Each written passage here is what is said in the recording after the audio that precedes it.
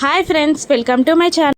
భూమి నిన్న రాత్రి గగన్తో వెళ్ళకపోవడానికి కారణం వివరిస్తూ మా నాన్న ప్రమాదంలో ఉన్నారని, పోలీస్ స్టేషన్ నుంచి కాల్ వచ్చిందని, కిల్లర్ చనిపోయాడని, నాన్న ప్రాణాన్ని కాపాడుకోవడానికే నేను రాలేదని భూమి వివరంగా చెప్పడంతో గగన్ కోపం కాస్త శాంతిస్తుంది. మరి నిన్నే ఎందుకు చెప్పలేదు ఈ విషయం అని గగన్ నిలదీస్తూ ఉండగా, రావాలా వద్దా అన్న సంశయంలో చెప్పలేకపోయాను బావా అని భూమి అంటూ ఉండగా గగన్ కోపంగా చూస్తాడు. అప్పుడు ఎంతైనా మా నాన్న నీకు శత్రువు కదా, అలాగే పోతే పోనీ అంటావేమో అని చెప్పలేదు అని మనసులో ఉన్న మాట భూమి పైకి చెప్పేస్తుంది. నేను అంత రాక్షసుల్లాగా కనబడుతున్నాను నీకు అని భూమిని గగన్ అనగానే, నిన్ను మోసం చేసే దానిలాగా కనబడుతున్నానా బావా నేను అని తిరిగి ప్రశ్నిస్తుంది భూమి.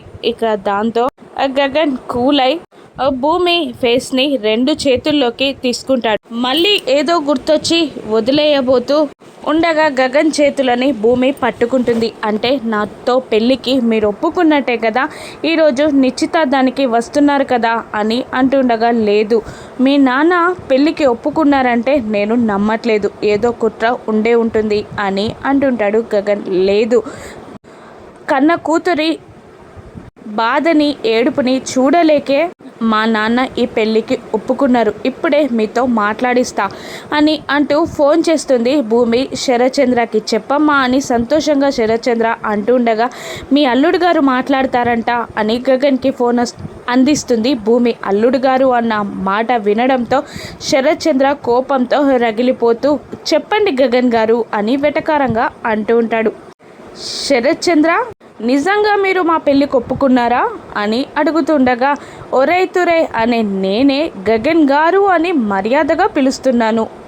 నిశ్చితార్థానికి రమ్మని మా అమ్మాయితో కబురు పంపాను.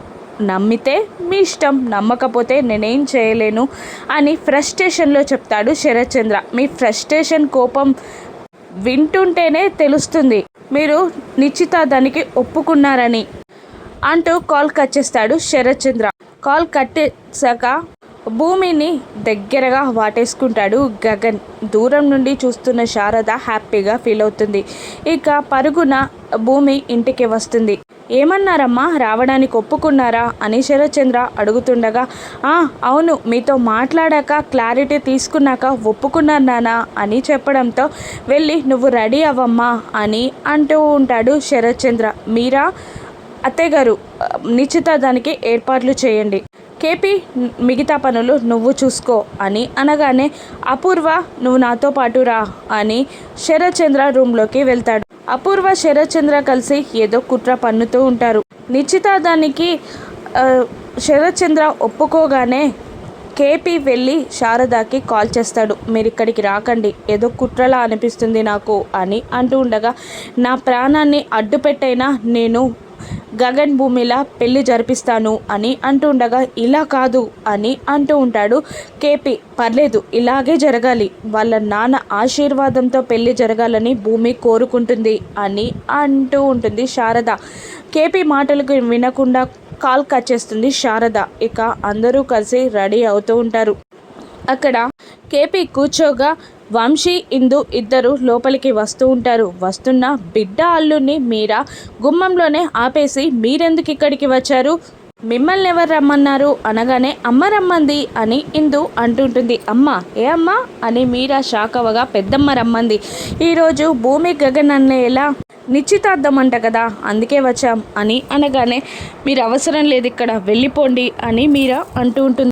అప్పుడు వంశీ, అత్తయ్య గారికి ఇష్టం లేనట్టుంది కదా, వెళ్ళిపోదాం పదే ఇందు అని అంటూ ఉండగా, అమ్మ రమ్మంటే ఈ అమ్మ వెళ్ళిపోమ్మంటే వెళ్ళిపోతే బాగోదు, అసలే భూమి గగన్ అన్నయ్యల పెళ్లి కోసం ఈ అమ్మతో నేను తిట్లు కూడా తిన్నాను, తన్నులు కూడా కొట్టించుకున్నాను, అందుకనే నిశ్చితార్థంలో అమ్మ ఫేస్ మాడిపోతే నేను ఎంజాయ్ చేయాలి అనుకుంటున్నాను అని వెటకారంగా అంటూ ఉంటుంది ఇందు. ఇక దాంతో కోపంతో రగిలిపోతూ కేపీ దగ్గరికి వెళ్ళి, ఏంటండి అది అలా మాట్లాడుతుంటే మీరు సైలెంట్గా ఉంటారు, పలకరించరా అని అనగానే, రా ఇందు, రెండల్లుడు గారు కూర్చోండి అని మర్యాదలు చేస్తూ ఇంకా మీరా మండిపోయేలా చేస్తాడు కృష్ణప్రసాద్. అప్పుడే చెరి వచ్చి, బావగారు అంటూ వంశీని హక్ చేసి అక్కడ చేరిపోతాడు.